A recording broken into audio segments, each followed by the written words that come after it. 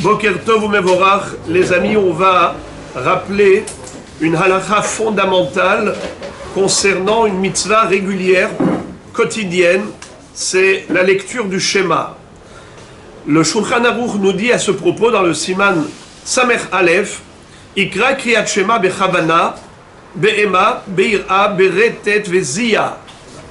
Jamais le Shulchan Aruch n'a employé de tels termes pour l'accomplissement d'une mitzvah autre que celle-ci. Lorsqu'on lit le Shema, il faut le lire avec crainte, ferveur, carrément tremblement, frisson. Et pourquoi? Parce que c'est ce qu'on appelle Kabbalat al Malchut Shamaim. On accepte le joug divin. Et on ne peut pas faire ça à la légère. On doit avoir toute la concentration nécessaire et réaliser ce qu'on est en train de faire. On est en train de dire Shema Israël, Hashem Elokeinu, Hashem Echad. Que veut dire Shema Israël? Shema Israël, c'est pas seulement entendre dans le sens physique, mais c'est surtout comprendre dans le sens psychique, intellectuel. Mieux encore, c'est pas seulement comprendre, c'est-à-dire écouter avec le cœur, pas qu'avec ses oreilles, mais en plus c'est accepter. Comme Naaseh Venishma. C'est quoi Nishma? C'est on accepte. Donc on accepte sur nous le joug divin, c'est qu'on réalise que Hachem Elokeinu. Premièrement, que l'Éternel est notre Dieu, on lui est soumis. Hachem Echad, et il est unique. Il n'y a pas d'autre autorité dans le monde. Il n'y a pas de force créatrice autre qu'Akadosh Baruch Hu. Rashi rajoute que Hachem Shehu Elokeinu, aujourd'hui, Hachem est notre Dieu, mais un jour, Hachem Echad, il sera reconnu par l'ensemble de l'humanité. Bayomahu Yeh Hachem Echad Ushmo Echad. En tout cas, bien que on le dit comme ça dans le cadre de la prière, il faut savoir qu'on est en train d'accomplir une mitzvah. De Upshorbecha, Bedibartaba, Meshivtecha Bebetecha, Upshorbecha, Ufkumecha. Et quand on accomplit une mitzvah, il faut avoir la kavana. Il faut avoir la kavana, la tset, Yedechova, et donc on lit le schéma avec l'intention de s'acquitter de son devoir. Le Shulchan Aruch continue en disant Asher anochi metzavecha hayom היינו לומר בכל יום יהיו בעיניך כחדשים ולא כמי שכבר שמע אותו הרבה פעמים שאינו חביב אצלו. היום, comme si aujourd'hui on avait reçu la Torah et qu'aujourd'hui on a reçu cette mitzvah, et lorsqu'on lit ce texte qui paraît récurrent, eh bien, il ne faut pas s'y habituer. Il ne faut pas qu'on ait l'impression de lire quelque chose machinalement. Malheureusement, l'être humain, il est comme ça, il est un peu robotisé. Lorsqu'il refait la même chose plusieurs fois, après, il agit sans conscience. C'est ce que nous dit le Shulchan Aruch. Pour cette mitzvah de Kriyat Shema, on n'a pas le droit d'être dans un état d'inconscience. Mais Kriyat Shema, Yesh Rama Tevot, il y a 245 mots, et nous savons qu'on a 248 membres. Kedele Hashlim Ramach Keneged Evarav Shel Adam, pour arriver au 248, mais Sayem Hashaliach Tzibur Hashem Elokechem Emet. Le Shaliach Tzibur, il répète ces trois mots. Il dit Hashem Elokechem Emet à haute voix. Nachon. Et Bazé Kol Adam Yotze. Ho'il Veshom'im Ipiv Shel Hashaliach Tzibur Tevot Elu.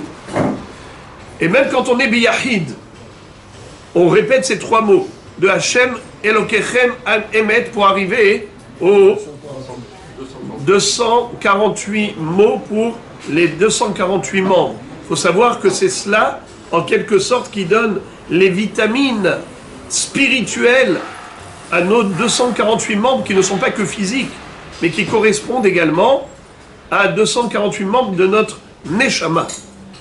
Alors, il est très important de savoir que pendant qu'on lit le schéma, on arrive à Hashem Echad, le Aleph, c'est Akadosh Baruch Hu qui est Echad, et Het, il domine les 8 espaces, c'est-à-dire les 7 cieux et la terre. Dalet, il domine les 4 coins du monde, tout le cosmos. Et quand on dit le nom d'Hachem, il y a la lecture, il y a l'écriture. on écrit Yudke Vavke et on lit Adoshem. Quelle est la kavana qu'il faut avoir quand on dit le nom d'Hachem? Eh bien qu'il est Adon Hakol. Adon Hakol, il est le maître du monde, le maître de tout. Yudke Vavke, c'est Haya Hove Ve'iye. Il était, il est et il sera. Ça veut dire qu'il est éternel. Et quand on dit Elokenu, Elokim, ça veut dire quoi la tribu de Elokim? C'est qu'il est tout puissant. Takif, Bala Yecholet ou Bala Kochot Kulam. C'est lui qui domine toutes les forces, qui génère toutes les énergies existantes.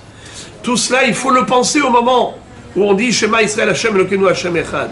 Même plus que cela. Être prêt à sacrifier sa vie pour Akadosh Baruch Hu. Ça veut dire qu'on vit par lui, on vit pour lui. Ve'avta et Hashem Elokecha bechol levavecha ufchol nafshecha ufchol meodecha. Tu l'aimeras de tout ton cœur, de toute ton âme, par tous tes moyens. Ça veut dire quoi de toute ton âme? Même s'il faut lui sacrifier ta vie, tu dois être prêt à cela, tellement tu dois l'aimer. Comme Rabbi Akiva avait dit à ses élèves, qu'il avait vu persécuté par les Romains, qu'il a serré son corps avec des peines de fer. Et lui était à ce moment-là en train de réciter le schéma, avec enthousiasme, un sentiment de bonheur. Ils lui ont dit, Rabbeinu Adkan, comment est-ce qu'un être humain peut atteindre un tel niveau? Il leur a dit, mais toute ma vie, j'attendais cette occasion.